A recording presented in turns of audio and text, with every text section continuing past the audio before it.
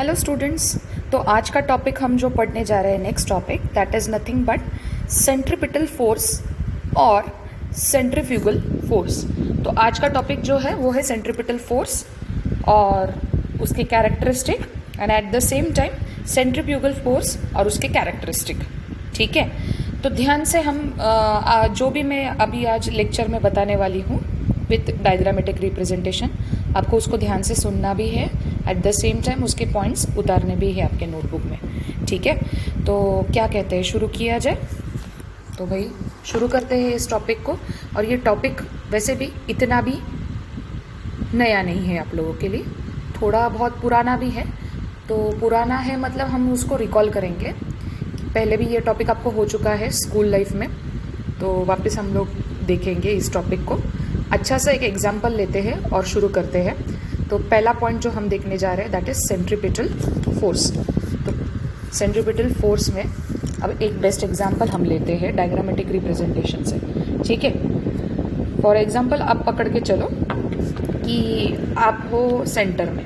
ठीक है, आप खड़े हो सेंटर में, आपने आपके हाथ में एक रस्सी रखी है। ठीक है, अब उस रस्सी को आपने अदर एंड की तरफ रस्सी के आपने पत्थर को बांधा है। ठीक है, पत्थर को क्या किया है, टाई किया है आपने। रस्सी को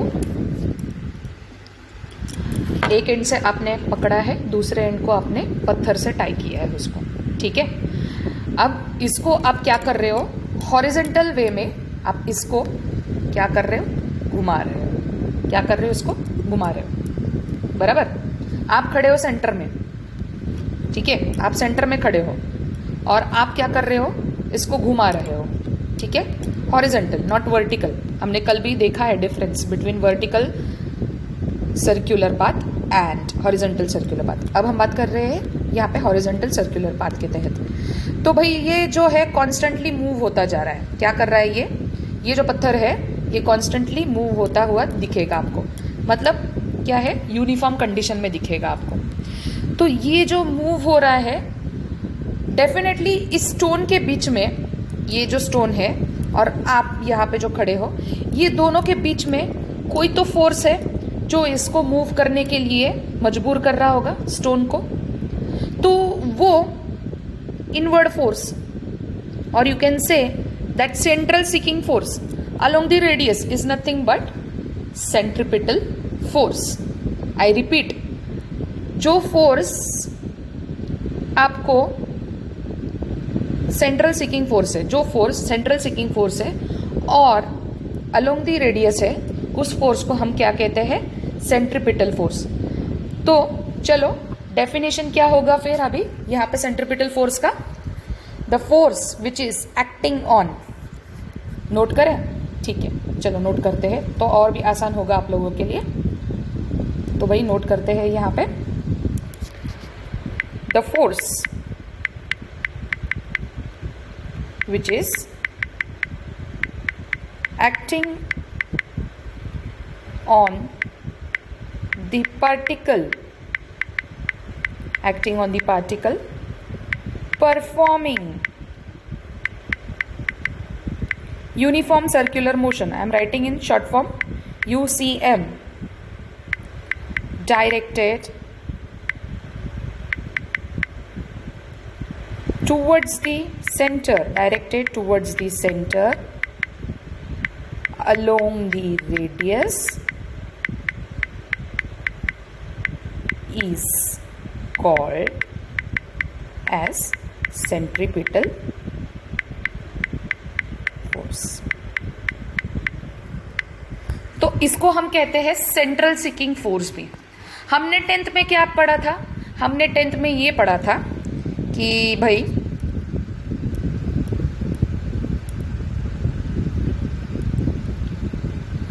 तो 10th में हमने ये पढ़ा था पार्टिकल के बारे में कि जो पार्टिकल को सर्कुलर मोशन के तहत मूव करने के लिए लगाता है वो ही क्या है,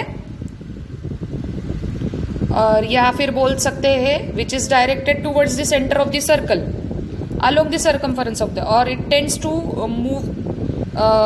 to move the particle along the circumference of the circle is nothing but the centripetal force. इसी को ही थोड़ा सा एडवांस फॉर्म में हमने यहाँ पे 12th में पढ़ना है। वो है the force which is acting on the particle performing UCM, that is uniform circular motion, directed towards the center along the radius is called as centripetal force। तो यहाँ पे भाई इसको इन्होंने क्या कहा है, पार्टिकल कहा है। और ये पार्टिकल क्या कर रहा है, यूनिफॉर्म सर्कुलर मोशन में घूम रहा है और इसका डायरेक्शन कहाँ शो कर रहा है, टुवर्ड्स द सेंटर, मतलब अलोंग द रेडियस के तहत ये घूम रहा है। तो भाई इसलिए इसको कहते हैं सेंट्रिपिटल फोर्स। यहां तक कोई डाउट? तो एक एग्जांपल तो हमने सेंट्रिपिटल फोर्स के डेफिनेशन में ही कवर कर लिया। इसके बहुत से एग्जांपल्स हैं जिसको हम नोट करेंगे वन बाय वन, पर उसके पहले हमें इसको थोड़ा और डिटेल में पढ़ना है। डिटेल में पढ़ना है मतलब सेंट्रिपिटल फोर्स के टोटल 3 फॉर्म्स है, उस 3 फॉर्म्स को हमें देखना है। तो वो 3 फॉर्म को देखने के लिए भी हमें डायग्रामेटिक रिप्रेजेंटेशन का सहारा लगेगा। तो यहाँ पे हमने एग्जाम्पल तो जो ले लिया वो था स्टोन से रिलेटेड, ठीक है, जो हम पढ़े थे प्रीवियस के टॉपिक में, हम पढ़ चुके थे। प्रीवियस मतलब आपने स्कूल में पढ़ा होगा 10th स्टैंडर्ड में, ठीक है। तो अब हम क्या करते हैं, यहाँ पे इसके 3 फॉर्म्स को देखते हैं। तो 3 फॉर्म के लिए भी मुझे डायग्रामेटिक रिप्रेजेंटेशन की जरूरत है यहाँ पे। तो चलो इसको देखते हैं हम।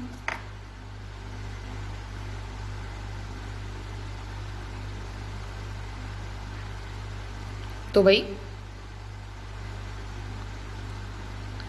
जो हम देखने जा रहे हैं नेक्स्ट फॉर्म, वो है यहाँ पे 3 डिफरेंट फॉर्मूला के बारे में हम डिस्कस करेंगे। ये तीनों डिफरेंट फॉर्मूला को डिस्कस करने के लिए हमें लगेगा डायग्राम वापस से। तो चलो हम डायग्राम की बात करते हैं। So let us consider this as point O, let us consider this as the circle, let us consider this as the particle। तो भाई ये पार्टिकल है, इसको हम जोड़ते हैं, इस पार्टिकल को नाम देते हैं A, ठीक है। क्या कहते हो? अब सेंट्रल सिकिंग फोर्स है तो एरो अंदर की तरफ दिखा रही हूं मैं। तो O से लेके A का डिस्टेंस हम पकड़ के चलते हैं, चलो। तो उसको लेते हैं हम R। अब हम बात करते हैं इसके बारे में। तो भाई ये जो पार्टिकल है यहाँ पे आपको जो दिख रहा है, ये पार्टिकल का कोई तो मास होगा। सो इस पार्टिकल का जो मास है इसको हम डिनोट करते हैं एज m, ठीक है। और ये हो गया आपका रेडियस r। और since I am showing the arrow in inward direction, so मतलब यहाँ पे क्या हो रहा है, centripetal force is acting on an particle along the radius. तो भाई इसके लिए एक फॉर्मूला दिया हुआ है, तो हम फॉर्मूला के बारे में बात करते हैं यहाँ पे। तो सेंट्रिपिटल फोर्स का ये फॉर्मूला जो है वो है पहले फॉर्म के बारे में बात कर रहे हैं। तो पहला फॉर्म है मास इनटू सेंट्रिपिटल एक्सेलरेशन। क्या? सेंट्रिपिटल एक्सेलरेशन, ये इसका पहला फॉर्म है। तो भाई अभी पहला फॉर्म में इसका फॉर्मूला क्या बनेगा? तो भाई इसका फॉर्मूला है mass is nothing but denoted by m multiply by centripetal acceleration. आपको याद होगा कि मैंने सेंट्रिपिटल एक्सेलरेशन के लिए आपको एक फॉर्मूला दिया था, जिसको आपको नोट करने के लिए मैंने कहा था एकदम प्रीवियस के टॉपिक में। ध्यान से याद करोगे तो आपको समझ में आएगा। तो वो फॉर्मूला इन मैग्नीट्यूड फॉर्म हम लिखने जा रहे हैं, not in direction form. Direction form में क्रॉस प्रोडक्ट आता है और मैग्नीट्यूड फॉर्म में क्या आता है, डॉट प्रोडक्ट आता है। तो डॉट प्रोडक्ट में ही हम बात करेंगे। तो सेंट्रिपिटल एक्सेलरेशन के बारे में बात करेंगे, where a is equals to r omega square. तो यहाँ पे centripetal acceleration is nothing but r omega square, ठीक है। तो ये मिल गया हमारा फर्स्ट फॉर्म। तो फर्स्ट फॉर्म क्या है भाई, यहाँ पे फर्स्ट फॉर्म को नोट कीजिए, यहाँ पे मास इनटू सेंट्रिपिटल एक्सेलरेशन, जिसका पहला फॉर्म या फिर पहला जो फॉर्मूला बनता है वो है यहाँ पे that is nothing but m into r omega square. ठीक है, तो ये हो गया पहला इक्वेशन आपका, इसका पहला फॉर्म। अब बात करते हैं सेकंड फॉर्म के बारे में इसके। तो सेकंड फॉर्म के लिए यहाँ पे हमें लीनियर वेलोसिटी का फॉर्मूला लगेगा। तो लीनियर वेलोसिटी का फॉर्मूला मैंने बताया था, आप लोगों को याद होगा कि v is equals to r omega, याद है? तो ठीक है, तो चलो एक काम करते हैं, मैंने यहाँ पे ऊपर के इक्वेशन में फर्स्ट फॉर्म में सब्सटीट्यूट करने के लिए ओमेगा के जगह पे यहाँ पे मुझे क्या करना है, ये r जो है ट्रांसफर करना है यहाँ पे। तो मैं ट्रांसफर करूंगी तो ओमेगा का वैल्यू क्या बन जाएगा, v बाई आर। यहाँ तक ठीक, कोई डाउट? अब इसको अगर आपने इस इक्वेशन में, ऊपर के इक्वेशन में डाला तो आपका इक्वेशन क्या बन जाएगा यहाँ पे? तो आपका इक्वेशन आप सॉल्व करोगे तो आपको समझ में आएगा, आपका इक्वेशन बनेगा एम आर, अब ओमेगा स्क्वायर है, omega is equal to v by r है, तो ओमेगा स्क्वायर मतलब क्या होगा, v square by r square. एक आर और यहाँ का आर कैंसिल हो गया, तो फॉर्मूला क्या बना भाई, m we square upon r. ये फॉर्मूला आपने सुना ही होगा, आपने 10th स्टैंडर्ड में इस फॉर्मूला को पढ़ा है। तो आपका जो सेकंड फॉर्म है ये कहाँ से कन्वर्ट हुआ है, लीनियर वेलोसिटी के रिलेशन से ये कन्वर्ट हुआ है। तो इसको नोट कीजिए, चाहिए तो अगर मैं थोड़ा फास्ट जा रही हूँ तो रिवाइंड कीजिए इसको। तो मैं सेकंड फॉर्मूला जो लिखने जा रही हूँ आपके सामने, दैट इज सेकंड फॉर्म, वो है m we square upon r. ठीक है, तो नोट कीजिए सेकंड फॉर्मूला क्या है यहाँ पे, m we square upon r. ये था सेकंड फॉर्म। अब थर्ड फॉर्म के बारे में बात करते हैं हम। तो भाई थर्ड फॉर्म जो है, थर्ड फॉर्म में हम इस v को स्प्लिट करेंगे। ठीक है, तो इस डायग्राम को हटाती हूं मैं यहाँ पे, तो आपको थोड़ा आसान होगा यहाँ पे थर्ड फॉर्म को समझने के लिए। तो थर्ड फॉर्म में हम क्या करने वाले हैं यहाँ पे, तो थर्ड फॉर्म में हम यहाँ पे v को जो है वो स्प्लिट अप करने वाले हैं। तो ध्यान से देखिए यहाँ पे, ठीक है। तो पहला था आपका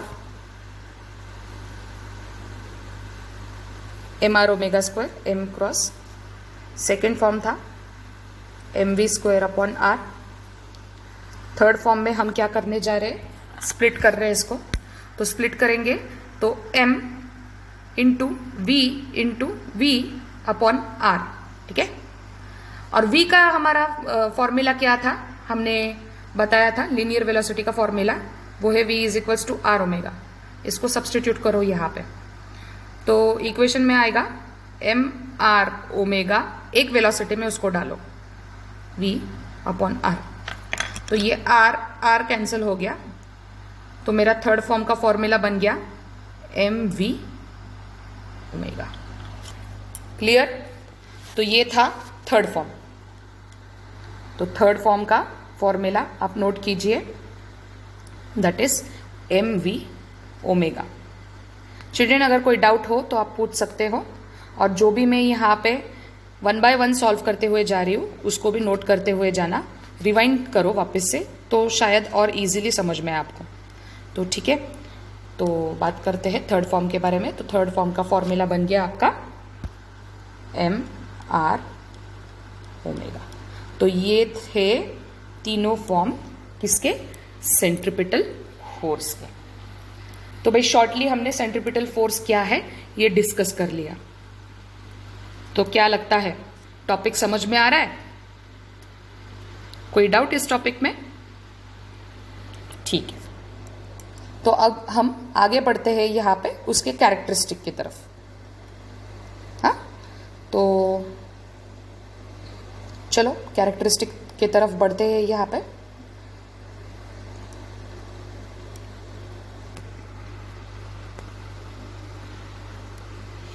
तो चलो, तो पहला कैरेक्टरिस्टिक जो है हम इस डेफिनेशन के ऊपर से ही बनाएंगे।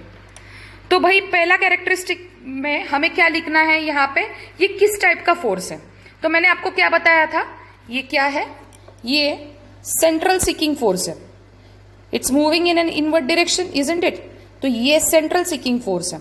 कौन सा फोर्स है ये, सेंट्रल सीकिंग फोर्स। तो भाई इसको किस तरह से हम लिखेंगे, अब पहले कैरेक्टरिस्टिक में हम इसको किस तरह से लिखेंगे, तो इस डेफिनेशन के हिसाब से लिखेंगे इसका पहला कैरेक्टरिस्टिक। तो children note that, listen and note, centripetal force is directed towards the centre. Centripetal force is directed towards the center along the radius, and this is nothing but the real force. This is nothing but the real force. तो भाई अब मैं real force के बारे में आपको explain करती हूँ यहाँ पे। तो यहाँ पे वैसे हमारे नेचर में रियल फोर्सेस कौन से हैं। एक तो है ग्रेविटेशनल फोर्स, और कौन सा फोर्स है, दूसरा है इलेक्ट्रोमैग्नेटिक फोर्स, और तीसरा है न्यूक्लियर फोर्स, जो हम लास्ट ईयर के टॉपिक में भी पढ़ चुके हैं। तो फंडामेंटल फोर्सेस ऑफ नेचर में ये 3 टाइप्स आते हैं। पर ये सेंट्रिपिटल फोर्स जो है, ना ही ये ग्रेविटेशनल फोर्स है, ना ही ये न्यूक्लियर फोर्स है।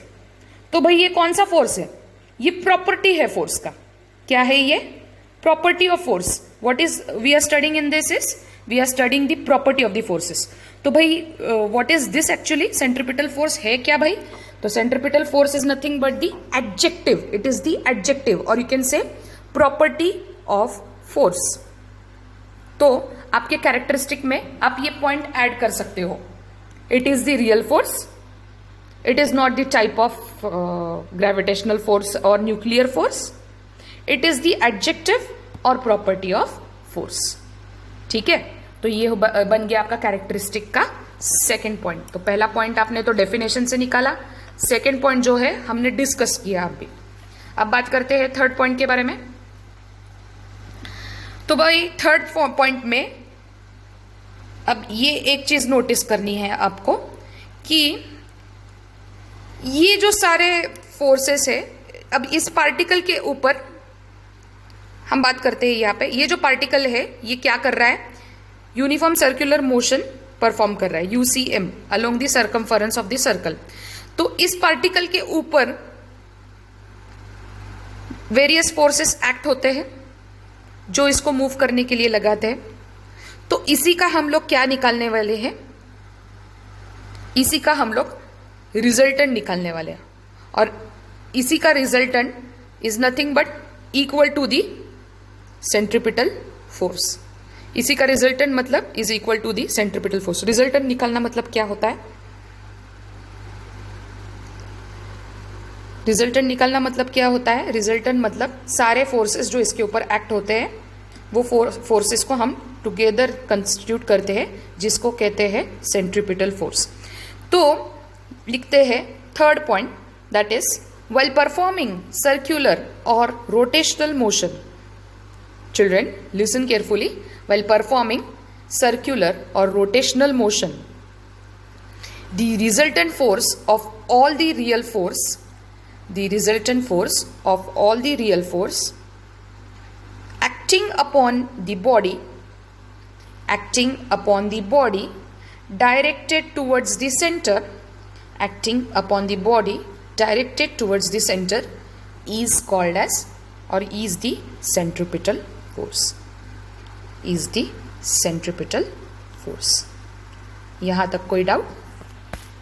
तो हमने यहाँ पे 3 पॉइंट देखे कैरेक्टरिस्टिक के। अब हम मूव करते हैं, वो है फोर्थ पॉइंट की तरफ। तो पहला पॉइंट हो गया, पहला पॉइंट तो डेफिनेशन को ही बताता है। दूसरा पॉइंट हो गया जो रियल फोर्स के बारे में बात कर रहा है यहाँ पे। तीसरा पॉइंट हो गया जो रिजल्टेंट फोर्स के बारे में बात कर रहा है।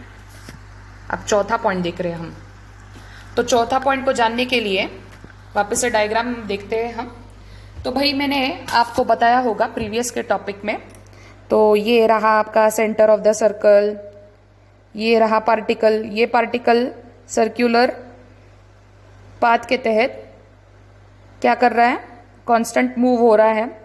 तो वही कांस्टेंट मूव होते होते इसने अपनी पोजीशन छोड़ दी, ठीक है, और पोजीशन से बाहर निकल के ये इस डायरेक्शन में जाएगा।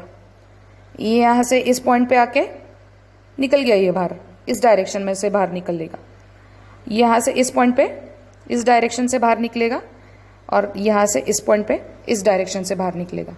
ऑब्वियसली ये जो वेलोसिटी की जो डायरेक्शन ये शो कर रही है, ये इस सर्कुलर पाथ को क्या है, टेंजेंट है, बराबर ना। ये सर्कुलर पाथ को क्या है, टेंजेंट है ना। इसको क्या कहते हैं हम, टेंजेंट ही कहते हैं ना आपके ज्योमेट्रिकल लैंग्वेज में। तो भाई इसको अब हम सेंटेंस में उतारते हैं। चिल्ड्रेन लिसन केयरफुली, सेंटेंस में कैसे उतारेंगे इसको। तो भाई under the action of resultant force, under the action of resultant force और centripetal force, direction of velocity is always tangential to the circular path. Direction of velocity is always tangential to the circular path. तो ये बन गया आपका fourth point इस topic का। तो मतलब कैरेक्टरिस्टिक के ये 4 पॉइंट्स बन गए। अब इसका 5वां कैरेक्टरिस्टिक के बारे में बात करते हैं हम। तो क्या कहते हो, मूव ऑन किया जाए 5वें कैरेक्टरिस्टिक के ऊपर, ठीक है। तो 5th कैरेक्टरिस्टिक जो है इसका वो है centripetal force. Listen carefully, centripetal force arises in the inertial frame of reference. अब ये इनर्शियल फ्रेम ऑफ रेफरेंस भी आपने पढ़ा है, इनर्शियल फ्रेम ऑफ रेफरेंसेस। क्या इनर्शियल फ्रेम ऑफ रेफरेंस क्या है भाई। तो भाई ये टॉपिक आपने 11th स्टैंडर्ड में पढ़ा ही होगा, इजंट इट। फिर भी वापस से मैं रिपीट कर रही हूं, ध्यान से सुनो। तो आपको पता है Newton's first law, isn't it. तो न्यूटन्स फर्स्ट लॉ में क्या कहते हैं। तो न्यूटन्स फर्स्ट लॉ में हमने क्या देखा था, कोई भी ऑब्जेक्ट जो है वो अपने रेस्ट पोजिशन में जब होता है, तो रेस्ट पोजिशन के वक्त अगर कोई एक्सटर्नल फोर्स उस पर हम अप्लाई करते हैं तो वो क्या होता है, it starts moving in A motion. So that motion is nothing but that is constant, isn't it, along the same direction. तो यहाँ पे inertial frame of reference is nothing but it obeys the Newton's first law. इसका best example हम दे सकते हैं कि train moving with the constant velocity, ठीक है। और ये inertial frame of reference is nothing but the real, isn't it? It's nothing but the real one. तो यहाँ पे आपको इनर्शियल फ्रेम ऑफ रेफरेंस के बारे में तो समझ में आ गया होगा। तो आपका 5th पॉइंट क्या बनता है यहाँ पे। तो 5th पॉइंट है यहाँ पे, the centripetal force arises in inertial frame of references. तो इसी से हम एक चीज तो नोटिफाई कर सकते हैं कि ये एक ऐसा फोर्स है, सेंट्रिपिटल फोर्स ये एक ऐसा फोर्स है कि जो ऑब्जेक्ट को सर्कुलर पाथ के तहत ऐसे गोल गोल गोल गोल घुमा सकता है, और यही सेंट्रिपिटल फोर्स है। तो मतलब यूनिवर्स में यही एक फोर्स है जो किसी भी ऑब्जेक्ट को सर्कुलर पाथ के तहत घुमा सकता है, जिसका बेस्ट एग्जांपल हम क्या बता सकते हैं, satellite. What is satellite doing, this is earth, now the satellite is revolving around the circular orbit, isn't it? It's moving around the circular orbit. तो उसको रिस्पॉन्सिबल कौन है, उसको रिस्पॉन्सिबल कौन है। तो भाई उसको रिस्पॉन्सिबल सेंट्रिपिटल फोर्स है। साथ ही में एक बाइंडिंग एनर्जी है दोनों के बीच में। तो वो सेंट्रिपिटल फोर्स के साथ साथ और एक चीज इस पे एक्ट होती है, वो क्या है, gravitational force. And gravitational force is nothing but the attractive force between earth and the satellite, or the attraction between the earth and the satellite, or two object you can say. तो भाई ये भी एक example बन गया आपका। तो ये था आपका दूसरा एग्जाम्पल। कोई डाउट इसमें? अगर कोई डाउट है तो आप पूछ सकते हो। तो आपके ऐसे टोटल कितने कैरेक्टरिस्टिक बन गए? आपके यहाँ पे टोटल कितने कैरेक्टरिस्टिक बन गए? 5 कैरेक्टरिस्टिक बन गए। यहाँ पे टोटल 5 कैरेक्टरिस्टिक बन गए। इसको आप 6 में भी कन्वर्ट कर सकते हो। 6th पॉइंट में आप ऐसे नोट कर सकते हो, it is necessary for uniform circular motion, that is UCM, and it is the cause of circular motion. It is the cause of मतलब ये ही परिणाम है सर्कुलर मोशन को ऑब्टेन करने के लिए। तो मतलब कोई भी ऑब्जेक्ट को सर्कुलर मोशन देने का जिम्मा किसने लिया है यहाँ पे? तो सेंट्रिपिटल फोर्स ने लिया है। तो बन गई यहाँ पे total 6 points with valid examples. तो पहला एग्जाम्पल तो हमने ऑलरेडी डिस्कस किया था स्टोन के बारे में, जिसको आप टाई करते हैं एक रस्सी के साथ। तो जब आप रस्सी के साथ उसको टाई करते हैं और उसको ऐसे सर्कुलर पाथ में, ऐसे हॉरिजॉन्टल सर्कुलर पाथ में घुमाते हैं, तो ऑब्वियसली एक टेंशन क्रिएट होता है। टेंशन मतलब क्या? एक फोर्स है, इजंट इट? तो जो फोर्स क्रिएट होता है, जिस फुल फोर्स से आप उसको घुमाते हैं, तो वो क्या है? It's along the radius and it's a central seeking force, and that is nothing but the centripetal force. तो बन गया हमारा सेंट्रिपिटल फोर्स के बारे में जो हमने पढ़ा, वो पॉइंट्स बन चुका है। अब बात करते हैं हम next topic, that is centrifugal force. तो यहां तक कोई डाउट नहीं है, तो हम मूव ऑन करते हैं सेंट्रीफ्यूगल फोर्स। बराबर इसके अपोजिट एक्ट करता है सेंट्रीफ्यूगल फोर्स। तो भाई ये है मेरा पॉइंट O, उसके तहत ये है मेरा सर्कुलर पाथ। तो हमने सेंट्रीपिटल फोर्स में क्या डिफाइन किया था?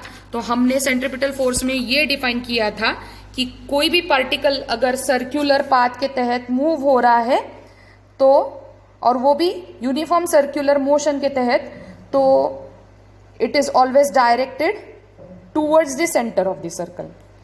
पर सेंट्रीफ्यूगल फोर्स में क्या होगा? सेंट्रीफ्यूगल में क्या होगा? बराबर इसका उल्टा। सेंट्रीफ्यूगल में क्या होगा? यहां पे it's directed away from the centre. तो भाई इसी पॉइंट को पकड़ते हुए हम डेफिनेशन तो बना सकते हैं। तो प्रीवियस टॉपिक को आप सामने लाओ, डेफिनेशन को सामने लाओ और इसका डेफिनेशन बना लो। तो बन गया, क्या हो गया यहां पे? The force is acting on a particle, the force is acting on the particle in UCM,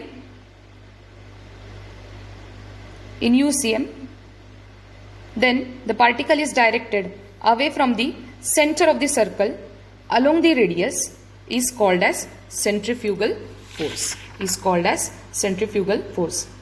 The force is acting, the force which is acting on the particle performing UCM, I repeat, the force which is acting on a particle performing UCM directed away from the center, directed away from the center is called as centrifugal force. तो झटपट हम अभी इसके characteristic के बारे में भी बात कर लेते हैं। तो हमने कैरेक्टरिस्टिक में क्या बताया था सेंट्रिपिटल में कि it is a real force. तो यहां पे क्या होगा? फिर यहां पे इट इज सूडो फोर्स। तो अभी ये सूडो फोर्स क्या है? तो pseudo force is nothing but false force. Pseudo means false, सुना ही होगा इसके बारे में। तो ये रियल फोर्स नहीं है, ठीक है। तो इसमें क्या क्या पॉइंट ऐड हो सकता है कैरेक्टरिस्टिक के फॉर्म में? एक तो इसमें एक चीज ऐड हो सकती है, that is it is always directed away from the centre of the circle along the radius. ये भी रेडियस के अलोंग है, बस ये सेंटर से बाहर है। दूसरा पॉइंट हम क्या ऐड कर सकते हैं इसमें? It is not real force, it's an तो भाई ये रियल फोर्स भी नहीं है, but at the same time ये इमेजिनरी फोर्स भी नहीं है। ये भी नोट करना जरूरी है यहां पे। समझ में आया आपको? तो सेकेंड पॉइंट क्या होगा यहां पे? तो सेकेंड पॉइंट होगा यहां पे आपका, it is not a real force, also it is not an imaginary force.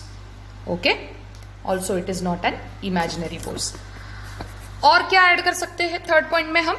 तो इसका थर्ड पॉइंट हम जो है वो देख सकते हैं कि जैसे कि हमने सेंट्रीपिटल फोर्स में देखा था कि वो इनर्शियल फ्रेम ऑफ रेफरेंस को ओबे करता है, वैसे ही यहाँ पे सेंट्रीफ्यूगल फोर्स, अब स्यूडो फोर्स है मतलब फॉल्स फोर्स है, तो मतलब ये कौन से फ्रेम के तहत आएगा? नॉन इनर्शियल फ्रेम के तहत आएगा। ठीक है, तो भाई ये non inertial frame of reference होता क्या है भाई? तो अब non inertial frame of reference को भी हम जान लेते हैं। ठीक है, तो मैंने कहा था आप लोगों को कि इनर्शियल फ्रेम ऑफ रेफरेंस में आपको क्या दिखेगा? इनर्शियल में क्या दिखेगा आपको? It obeys the Newton's law, Newton's first law. तो नॉन में कैसे दिखेगा आपको? नॉन इनर्शियल में, तो नॉन इनर्शियल में आपको समझ में आएगा it does not obeys the Newton's law. That means कोई भी बॉडी अगर एक्सेलरेटिंग कंडीशन में है, कोई भी बॉडी अगर एक्सेलरेटिंग कंडीशन में है, okay, and it is moving along the linear path और you can say constant path, तो from linear path it can rotate in some और दी अदर डायरेक्शन। तो मतलब जैसे फॉर एग्जाम्पल आप कार को ऐसे कांस्टेंट स्पीड के साथ भगा रहे हो, भगाते भगाते आपने सडन ब्रेक दबाया, तो सडन ब्रेक दबाने की वजह से क्या होगा? आपका गाड़ी उस जगह से रोटेट करेगा, रोटेट करेगा मतलब ड्रिफ्ट लेगा वहां से, तो उस जगह से रोटेट करेगा मतलब वहां पे क्या हो रहा है? कौन से फोर्सेस एक्ट हो रहे हैं वहां पे? सूडो फोर्स एक्ट हो रहा है वहां पे। मतलब क्या? आपकी बॉडी की तो इनर्शिया है, at the same time sudden break apply करने की वजह से अपोजिट फोर्सेस भी उस पर एक्ट हो रहे हैं, और ये अपोजिट दोनों भी फोर्सेस एक दूसरे को क्या कर रहे हैं? टकरा रहे हैं, जिसका रिजल्टेंट आपको मिलेगा कि आप क्या करोगे? सडन ब्रेक दबाने की वजह से आप to and fro move on करोगे, इजंट इट? ब्रेक दबाया तो आप आगे से सीधा पीछे की तरफ खींचे जाओगे। ओके, तो समझ में आया आपको ये टॉपिक? तो non inertial frame of reference भी पता चला, इनर्शियल फ्रेम ऑफ रेफरेंस भी पता चला, इजंट इट? तो भाई, तो हमारा यहाँ पे कैरेक्टरिस्टिक का फर्स्ट पॉइंट हो गया डेफिनेशन, स्टैंडर्ड फॉर्म है ये। सेकेंड पॉइंट में हम क्या ऐड करेंगे? फोर्स कौन सा है, कौन सा टाइप का फोर्स है वो। थर्ड पॉइंट में हम क्या ऐड करेंगे? उसकी इनर्शियल फ्रेम ऑफ रेफरेंस के बारे में बात करेंगे, और फोर्थ पॉइंट में हम बात करेंगे उसके इफेक्ट के बारे में। तो भाई हमने सेंट्रीपिटल फोर्स में क्या बताया था कि सेंट्रीपिटल फोर्स ही ऐसा फोर्स है जो किसी भी पार्टिकल को सर्कुलर पाथ के तहत मूव ऑन करने लगाता है। पर जब हम सेंट्रीफ्यूगल के बारे में बात करते हैं तो centrifugal it is nothing but the effect. ये क्या है? इसके परिणाम है इफेक्ट ऑफ सर्कुलर मोशन। तो दोनों के बीच का कैरेक्टरिस्टिक आपको समझ में आया? आई थिंक सो आपके लिए फिर आसान है डिस्टिंग्विश करने के लिए भी। कोई डाउट यहां पे? डिस्टिंग्विश करना आसान है आप लोगों के लिए, बट इसमें दोनों के बीच में एक कॉमन फैक्टर भी है जिसके बारे में हम डिस्कस करेंगे, वो है उसका फर्स्ट फॉर्म। तो भाई सेंट्रीफ्यूगल फोर्स में भी उसका फर्स्ट फॉर्म का फॉर्मूला है mr ओमेगा स्क्वायर, उसका सेकेंड फॉर्म का फॉर्मूला बनता है mv स्क्वायर अपॉन r, और उसका थर्ड फॉर्म का फॉर्मूला जो बनता है वो है mv ओमेगा। ये कॉमन चीज है, दोनों के बीच का कॉमन चीज है, इसलिए मैंने ये बाद में बताया आपको। और सबसे इंपॉर्टेंट बात आपके साथ जो मैंने यहाँ पे शेयर किया, सेंट्रीपिटल फोर्स और सेंट्रीफ्यूगल फोर्स का कैरेक्टरिस्टिक, तो मैंने यहाँ पे आपको कैरेक्टरिस्टिक बता दिया है। इस कैरेक्टरिस्टिक के तहत आपको क्या करना है? होमवर्क के लिए आपको यहाँ पे क्या नोट करना है? होमवर्क है आप लोगों के लिए, distinguish between centripetal force and centrifugal force। ठीक है, ये है आप लोगों के लिए होमवर्क।